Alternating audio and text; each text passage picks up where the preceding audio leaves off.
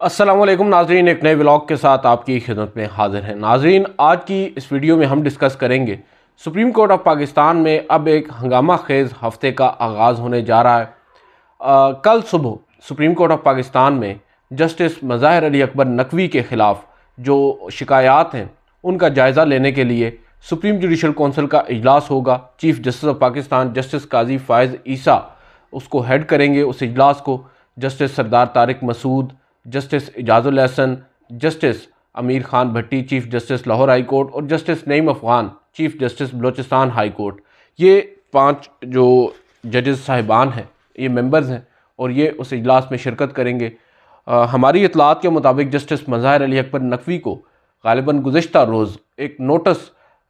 मौसूल हुआ है और वो जो नोटिस उनको मौसूल हुआ है वो उनको आप ये नहीं कह सकते कि कोई समन किया गया है या तलब किया गया है, बल्कि ये कहा गया है कि अगर जस्टिस मज़ाहिर अली अकबर नकवी पेश होना चाहें सुप्रीम जुडिशल कौंसिल के सामने तो वो पेश हो सकते हैं या फिर अपने वकील के ज़रिए पेश हो सकते हैं। दूसरी जानिब जस्टिस मज़ाहिर अली अकबर नकवी ने, आपको मालूम है ऑलरेडी, जो हैयत है या जो एक कंपोजिशन है सुप्रीम जुडिशल कौंसिल की, या जो जजेस साहिबान हैं जस्टिस काजी फ़ायज़ ईसा, जस्टिस सरदार तारिक मसूद और जस्टिस नईम अफ़गान,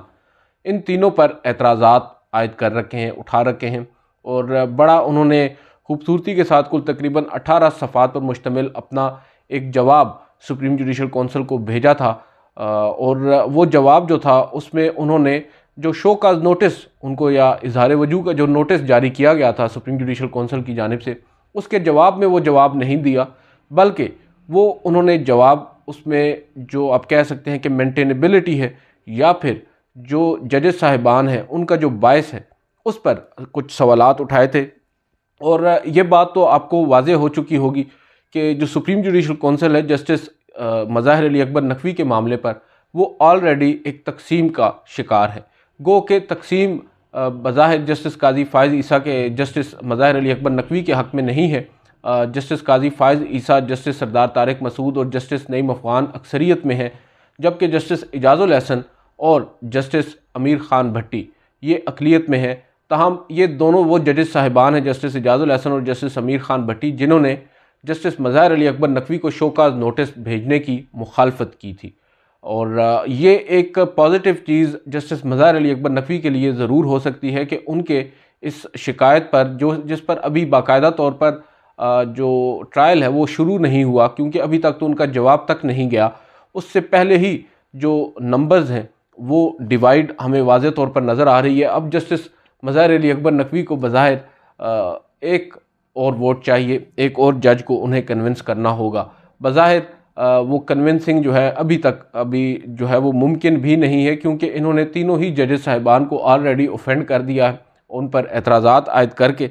देखते हैं इसमें क्या कुछ हो सकता है। कल जो इजलास होने जा रहा है उस इजलास में बताया ये जा रहा है कि जस्टिस मज़ाहिर अली अकबर नकवी को जो शोकाज नोटिस भेजा गया और उस शोकाज नोटिस के जवाब में जो रद्द-ए-अमल आया जस्टिस मज़ाहिर अली अकबर नकवी का, जो एतराज़ात उन्होंने आयद किए, उन एतराज़ात का जायज़ा लिया जाएगा। और लेट्स से कल अगर सुप्रीम जुडिशल कौंसिल के मेंबर्स बैठते हैं और उनके उन तमाम तर जो एतराज़ात हैं और जो मुतालबात हैं उनका जायज़ा अगर लिया जाता है, तो इतलात ये आ रही हैं कि बज़ाहिर जो सुप्रीम जुडिशल कौंसिल है उसकी अक्सरियत मुत्तफ़िक नहीं है और अग्री नहीं कर रही जस्टिस मज़ाहिर अली अकबर नकवी से जो उन्होंने एतराज़ात आयद किए हैं। इस पर एक आर्ग्यूमेंट ये दिया जाता है कि जस्टिस काजी फ़ायज़ ईसा ने बेशक एतराज़ात आयद किए थे, मगर उनके एतराज़ात की जो नोयत है वो ज़रा मुख्तलिफ थी। उन्होंने ऐसे 2 जजेस साहिबान पर एतराज़ आयद किया था जो डायरेक्टली बेनिफिशरी हो सकते थे जस्टिस काजी फ़ायज़ ईसा के ओहदे से हटाए जाने के बाद। वो थे जस्टिस इजाज़ुल एहसन और जस्टिस सरदार तारिक मसूद। उसमें यह था कि एक जज साहब जो हैं वो चीफ़ जस्टिस नहीं बनना उन्होंने, मगर उनकी रिटायरमेंट पर वो चीफ़ जस्टिस बन सकते थे, और दूसरे जज साहब की जो मयाद है, मुद्दत है, उसमें इजाफ़ा हो सकता था बतौर चीफ़ जस्टिस। उस पर उन्होंने एतराज़ आयद किया और ये मैं पहले भी आपको खैर बता चुका हूँ कि उन दोनों जजेस साहिबान ने रिक्यूज़ किया था। तो ये वजह जो है बहुत से लोग समझते हैं कि ये ज़्यादा स्ट्रॉन्ग रीज़न थी या एतराज़ जो था ज़्यादा जायज़ था,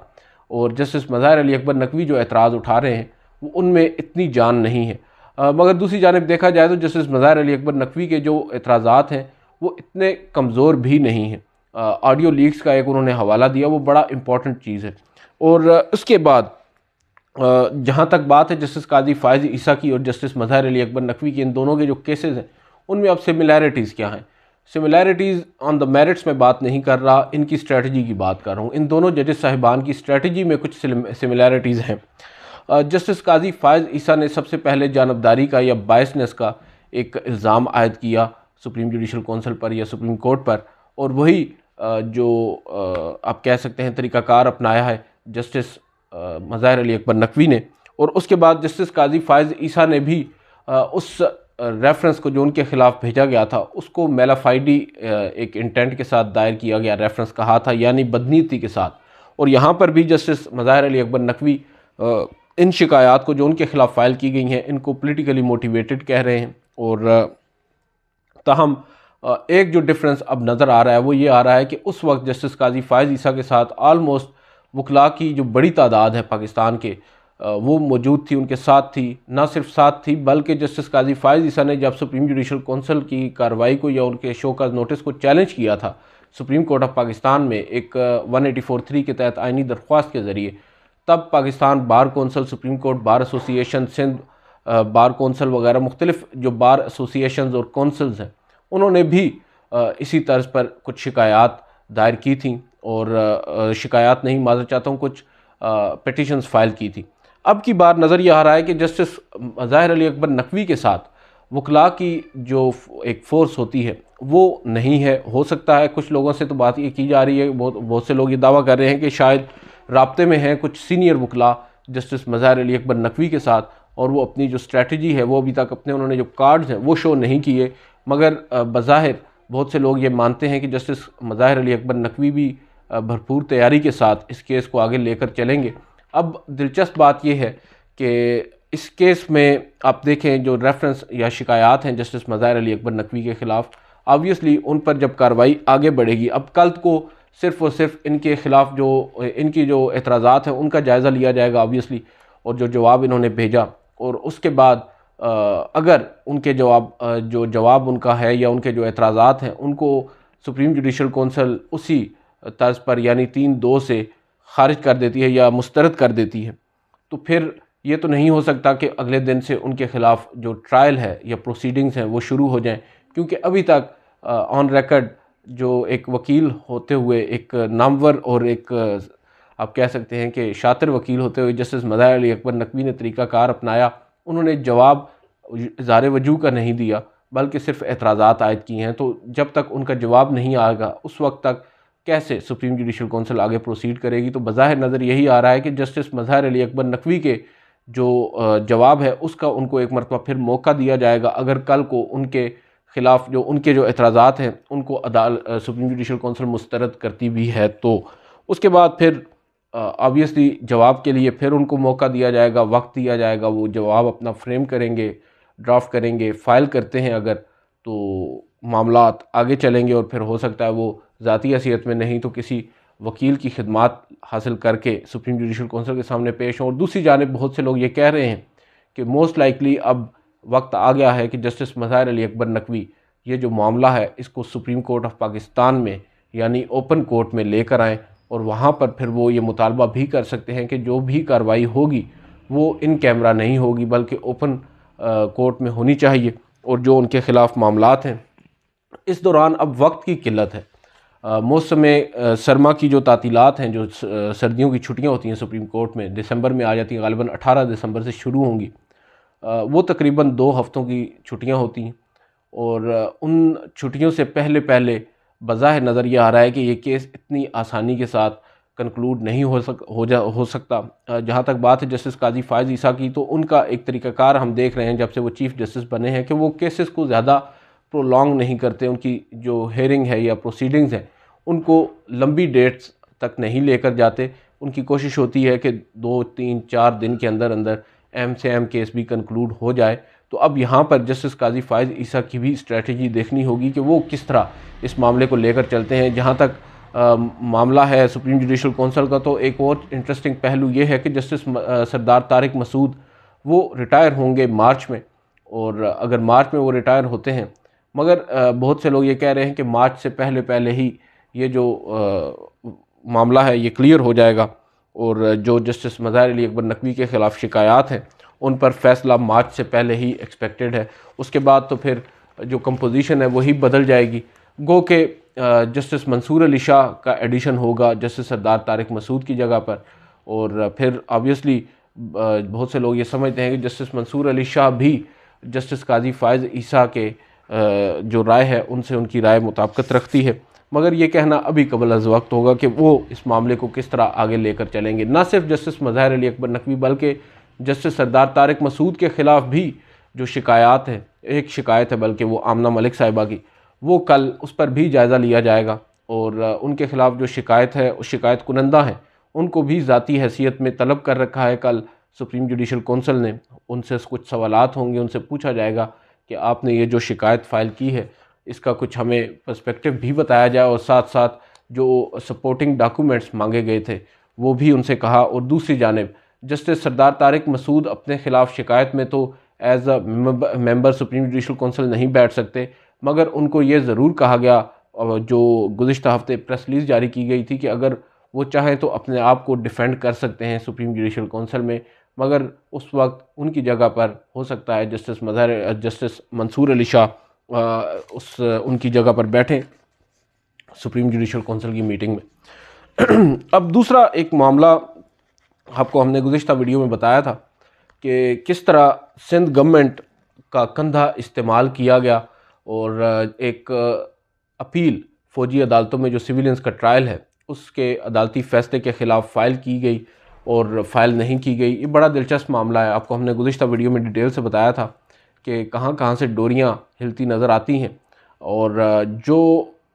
वज़ीर आला का ऑफिस है या जस्टिस मकबूल बाकर, रिटायर्ड जस्टिस मकबूल बाकर जो सिंध सुप्रीम कोर्ट के एक सीनियर जज रहे हैं, उनकी रिटायरमेंट के बाद अब उन्हें निगरान वज़ीर आला बनाया गया है सिंध का। ये एक ख़बर चली, एक बताया गया हम सहाफ़ियों को जो एडवोकेट जनरल ऑफिस है सिंध का उनके जानिब से कि एक अपील फ़ाइल की जा रही है। गो कि अभी फ़ाइल नहीं की गई मगर आप चला सकते हैं, हम आज कल में उसको फ़ाइल कर देंगे। हो सकता है उसमें कुछ टेक्निकलिटीज़ हैं, टेक्निकल आस्पेक्ट्स हैं और ऑब्वियसली जब एक सरकारी दफ्तर आपको कोई चीज़ देता है तो आप उस पर ट्रस्ट करते हैं। मगर उसके बाद हुआ कुछ यूँ कि ख़बर चल गई और अभी अपील फ़ाइल नहीं हुई। तो जो वज़ीर आला सिंध साहब हैं उनको मालूम हुआ, उन्होंने चेक किया, उन्होंने पूछा कि किसने की है, तो उन्हें किसी ने भी ऑन नहीं किया उस अपील को। और चाहे वो एडवोकेट जनरल ऑफिस हो सिंध का, चाहे वो चीफ सेक्रेटरी हो, क्योंकि बहुत से लोग ये कह रहे थे कि शायद जस्टिस मकबूल बाकर जो वज़ीर आला सिंध हैं उनको बाईपास करके नीचे जो चीफ सेक्रेटरी सिंध हैं उनकी ईमा पर या उनसे उनका कंधा इस्तेमाल करके उनके दस्तखत के साथ ये अपील फ़ाइल की गई है या उनसे गो अहेड लिया गया है। तो जब बताया ये जा रहा है, बहुत से लोग ये दावा कर रहे हैं कि चीफ सेक्रेटरी साहब से वज़ीर आला साहब ने पूछा तो उन्होंने कहा कि मुझे तो बिल्कुल मालूम नहीं, आप चेक कर सकते हैं, मेरे तो उस पर दस्तखत नहीं है, मेरे पास तो इसकी फ़ाइल तक नहीं आई। बावजूद इसके ये ख़बर चली कि फ़ाइल हो गया और ऑब्वियसली फ़ाइल होने की ख़बर इस वजह से कि हमारे पास अब भी वो अपील है और जिन वकील साहब ने इसको किया है ऑब्वियसली वो प्राइवेट काउंसिल हैं और उन्हें किसी ने डायरेक्शन तो दी होंगी। मगर ये बड़ी एक अफसोसनाक सूरत हाल है कि सुप्रीम कोर्ट ऑफ पाकिस्तान में एक सूबे की जानिब से अपील फ़ाइल की जाती है और उस सूबे के वज़ीर आला या चीफ सेक्रेटरी को मालूम ही नहीं है। इससे बड़ा क्या अलमिया हो सकता है पाकिस्तान का। जहाँ तक अलमिया की बात है, एक बड़ा दिलचस्प मामला हमारे सामने आया है। एक जज साहब हैं, मैं उनका नाम शायद भूल रहा हूँ, साबिर क्या नाम है उनका, डिस्ट्रिक्ट एंड सेशन जज रावलपिंडी। उन्होंने कोई ऑर्डर पास किया और उन्होंने चीफ सेक्रेटरी जो सेक्रेटरी दिफा हैं पाकिस्तान के, उनको हुकूमत को ये हुक्म दिया कि उनको फौरी तौर पर ओहदे से हटाया जाए। अब जो इसका बैकग्राउंड है वो ये बताया जा रहा है कि इन जज साहब ने 16 नवंबर को ग़ालिबन एक मुकदमे की समाअत की और वो मुकदमा बेसिकली था जो DHAs बन रहे हैं उस पर। और उन्होंने कहा, उन्होंने सवाल उठाया कि ये जो DHAs बनाए जा रहे हैं ये क्यों कर बनाए जा रहे हैं और कहाँ पर पाकिस्तान की जो अफवाज हैं उनको ये इख्तियार हासिल है, आइन उनको कहाँ पर ये इजाज़त देता है कि वो प्राइवेट हाउसिंग सोसाइटीज़ बनाएं। उस पर उन्होंने कुछ नोटिस वगैरह किया सेक्रेटरी दिफा को, मगर सेक्रेटरी दिफा साहब पेश ना हुए। उन्होंने किसी वकील जावेद इकबाल नामी उनकी खिदमात हासिल की बज़ाहिर जो सेक्रेटरी दिफा है उन्होंने, और वकील साहब ने फिर आगे अपने क्लर्क को जो है वो भेजा अदालत में जब तारीख़ के लिए मुकर्रर था मामला। और अदालत में जब उनको भेजा गया तो जज साहब थोड़े से ऑफेंड हुए। उन्होंने कहा कि ये क्या तरीक़ाकार है, वकील सेक्रेटरी दिफा साहब कर रहे हैं जिनको, वो साहब ख़ुद क्यों नहीं आ रहे, क्लर्क को क्यों भेज रहे हैं। बहरहाल इस पर वो इतने ऑफेंड हुए कि उन्होंने कहा कि जज साहब जो है सेक्रेटरी दिफा साहब हैं उनको हमारे ऑर्डर का तो मालूम है, बावजूद उसके वो यहाँ नहीं आए। तो फिर उन्होंने उनके ख़िलाफ़ कुछ ऑब्जर्वेशंस दे दी और हुकूमत पाकिस्तान को ये डायरेक्शंस दे दी कि जो हुकूमत है वो सेक्रेटरी दिफा साहब को ओहदे से हटाए। और उसके साथ साथ उन्होंने कुछ और डायरेक्शंस दी कि जो रेडियो पाकिस्तान है या पाकिस्तान टेलीविज़न है और एक 92 चैनल और मुख्तलिफ जो अखबारात और TV चैनल्स हैं उन पर ये ऑर्डर चलाया जाए, और आइंदा समात पर कोई भी पेश होकर पब्लिक से हमारी मुआवनत करना चाहे तो करे। खैर 17 को बताया जा रहा है कि ये ऑर्डर उन्होंने पास किया, और 18 को फिर एक हमारे पास नोटिफिकेशन आया, वो लाहौर हाई कोर्ट की जानिब से आया था, और उस नोटिफिकेशन पे ये लिखा था कि जो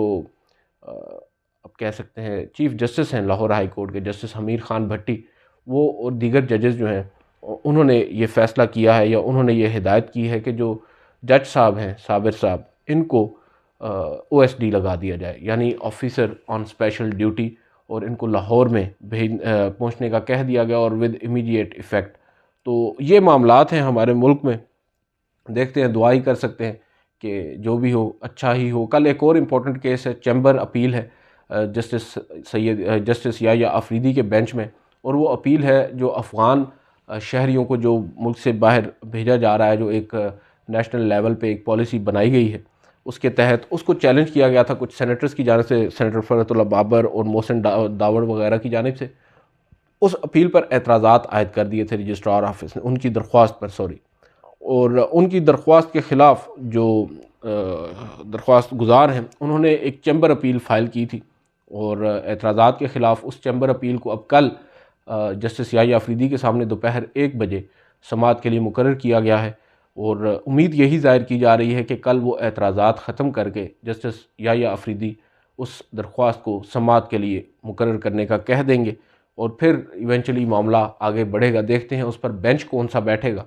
और क्योंकि बहुत ही अहम और हसास मामला है, क्या जस्टिस काजी फ़ाइज़ ईसा इस मामले को टच करेंगे, और अगर करेंगे तो किस हद तक आगे बढ़ेंगे। आज की इस वीडियो से इतना ही, इजाज़त दीजिए, अल्लाह हाफ़िज़।